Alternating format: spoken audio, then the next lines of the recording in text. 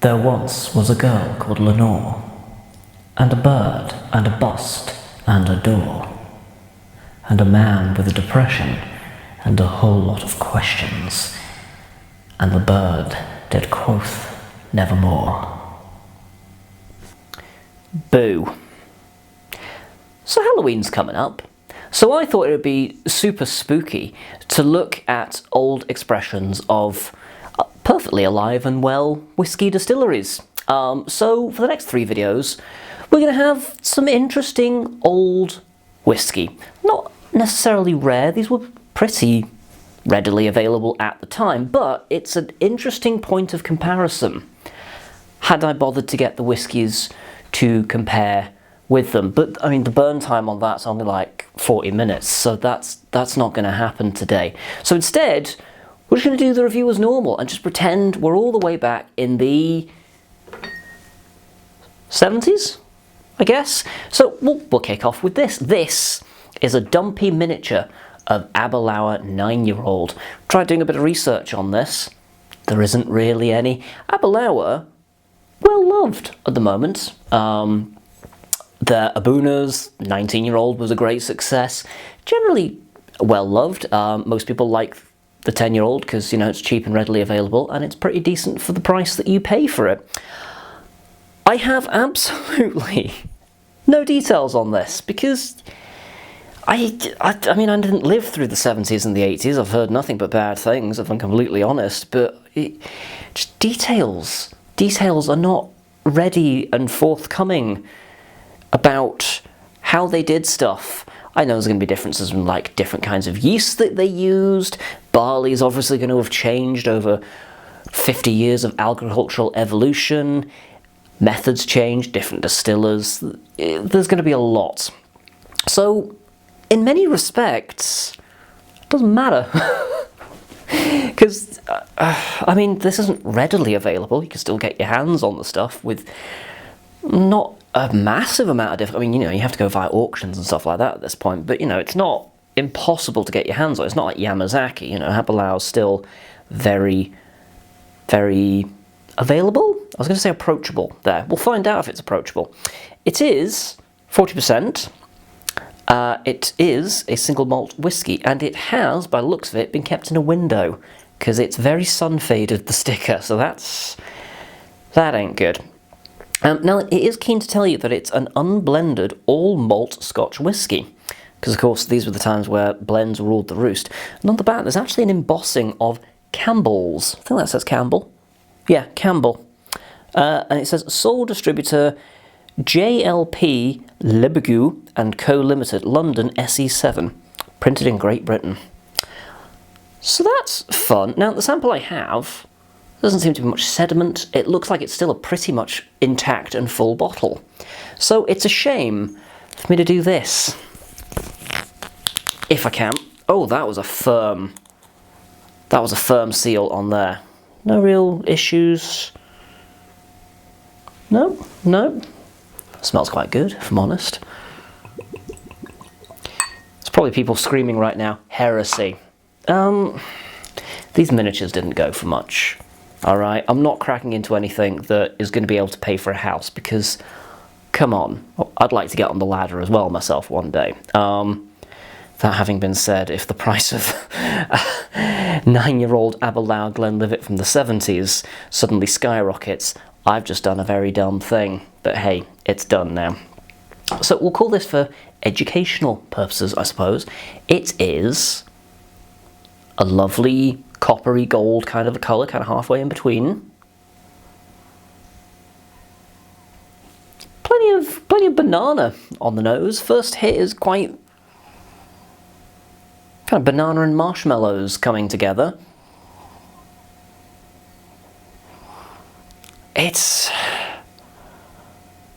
There's a little bit of like pineapple in there as well. Like canned pineapple. It's like, you know, super strong, concentrated pineapple aroma. So quite tropical and fruity. If I was making tasting notes for Master of Malt or other websites are available. And as I'm adjusting to it, there's a layer of sweetness coming out, a little bit of like icing sugar kind of sweetness. Marshmallow's still sticking around. Banana's kind of faded a little bit. Pineapple's still there, there's a little bit of mango coming to the party. It's a really tropical, fruity, and yet a little bit sweet. Which, I mean, from the Aberlours that I've had, is not what you normally get from Aberlour. So this is quite exciting. I'm just going to double check that this is recording still, because I'm paranoid. So, lovely colour, smells nice. What are we going to get out of this?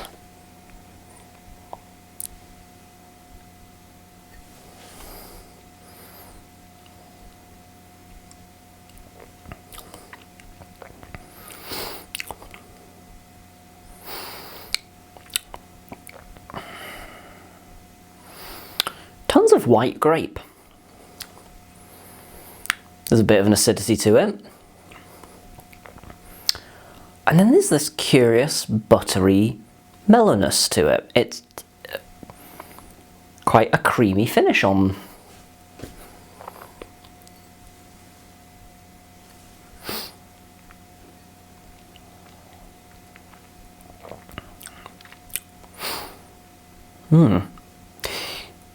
There's a wonderful bright fruity note to it. There's oranges, there's a little bit of mango. There's a little bit of mint in there, it's got an element of menthalness to it. There's straw, there's hay. It is a little bit kind of... there is a bit of old bottle effect in there, even with miniatures, you do still get it, and it comes across as kind of like a slightly dusty old book kind of a taste. If you ever decided to lick an old book, don't do that, that's not hygienic, if nothing else.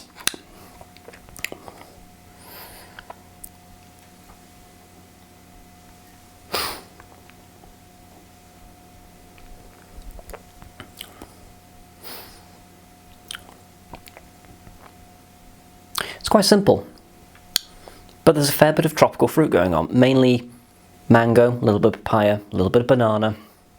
I'm getting a bit of pineapple through on the notes as well, so there's lots of like tropical fruit coming in.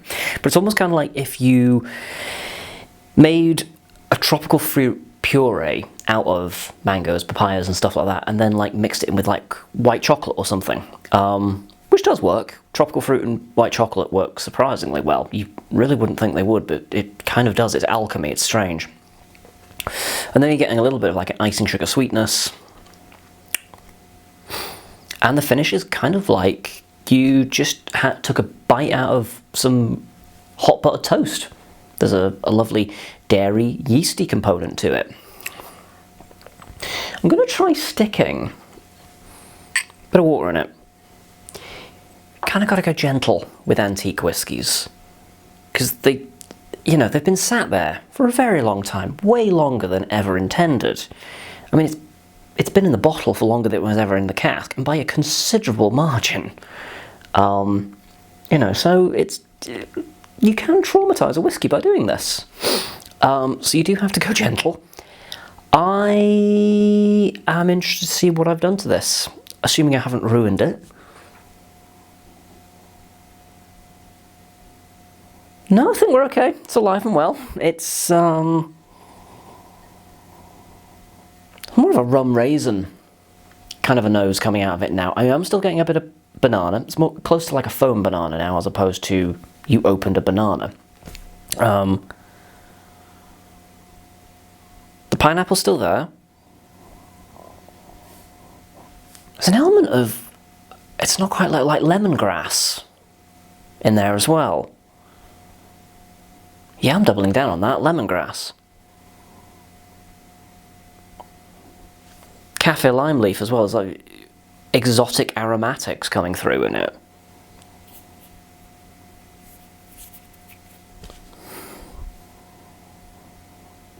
I'm still getting a little bit of that white grape as well. It's got kind of like a, I don't know how to describe that other than you have some white grapes and you just opened up the punnet and you're like, yeah, those are grapes.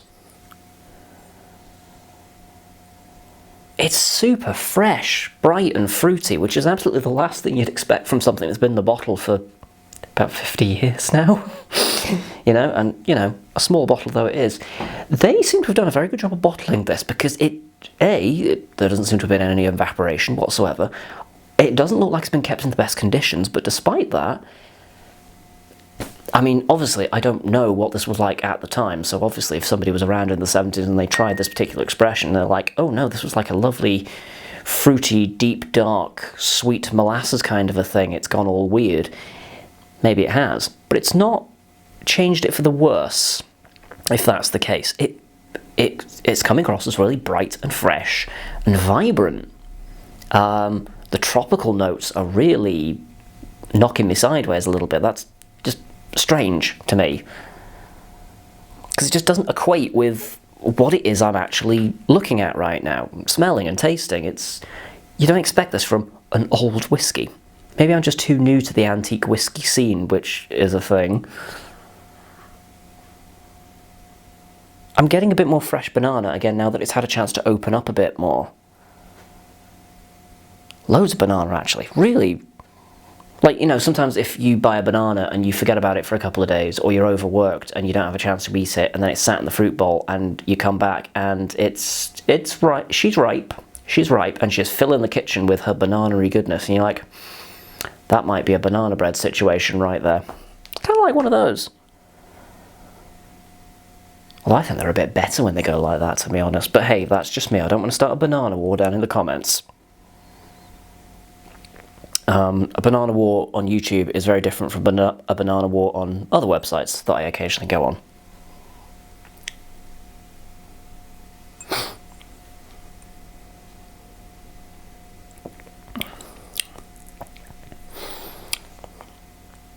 You're getting smashed in the face with lemon. And there's a lovely, delicate creaminess to it. It's kind of like you've just ate a lemon posset or a lemon cheesecake. There's acidity to it, there's a tang, there's a funk. Lots of the other fruit notes from before have disappeared. There's raisins in there now. They weren't there before. I'm getting loads of raisins, a little bit of plum, a little bit of white sugar. It's got a processed sugar kind of a vibe to it. I think this is one of the first whiskies in a long time I'm not really getting vanilla, so that's something in and of itself.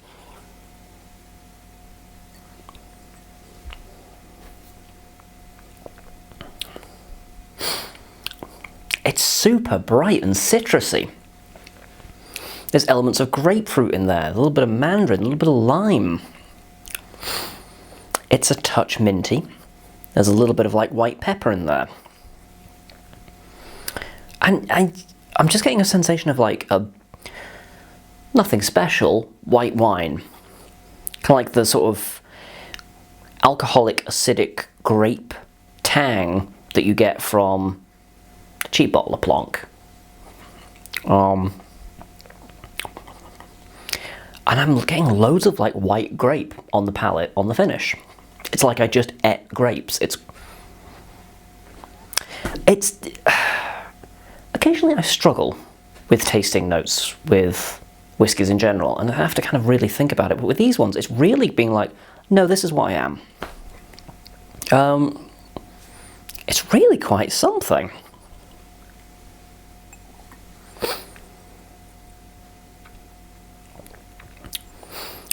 To compare to the Aberlours that I have had, modern Aberlours, whole of the ballpark, it's like it's a totally different whiskey, because the Aberlours that I've had, still quite fruity, but more kind of like your raisins, figs, plums, kind of dark autumnal fruits, whereas it's more like a celebration of a tropical fruit bowl. It's delightful. I'm glad I opened this. I'm glad I still have some to try and share with other people, because these are the kind of whiskies, when you do open them, that you should share with people. That's part of the reason why I've been holding off cracking into my antique whiskies, because it's been difficult in the last year, nearly 2 years, to share anything with anyone. And we're getting away from that now, thank God. But that's delightful. Let me know down below, have you tried any old and rare whiskies? Have you had the chance to try older Aberlours? Do you agree with me that they have a radically different character to modern ones? Do you like modern Aberlour?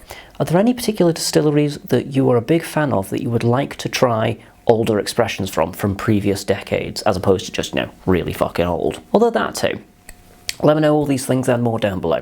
Thumb this video if you enjoyed it. Happy Halloween. And do join me next time, where I'll be drinking something old.